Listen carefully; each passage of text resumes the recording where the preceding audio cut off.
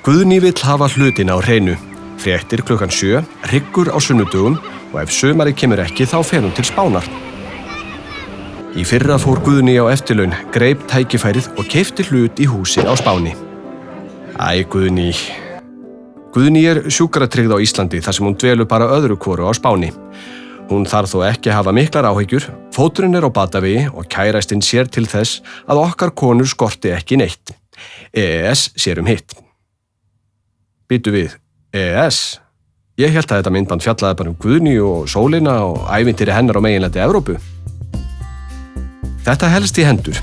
Ísland aðili að Evrópska efnahagssvæðinu, EES, en Alþingi samþykkti samninginn sem tók gildi þann 1. janúar 1994. Þá starfaði Guðný ennþá á skrifstofunni og lét sig dreyma sól og hvítar strendur. EES auðveldar ferðalög Íslendinga og tryggir aðgang að heilbrigðisaðstoð þegar fólk ferðast á milli landa innan ríkja Evrópska efnahagssvæðisins. Þegar Guðný fótbrotnaði, átti hún rétt á opinberri heilbrigðisþjónustu á Spáni. Það eina sem hún þurfti að gera var að framvísa evrópska sjúkratryggingakortinu og talandi þjónustu, þá sendur hún reglulega sinn mann út eftir nokkrum ísköldum drykkjum, því ekki vill hún bæta ofþornun ofan á þetta allt saman.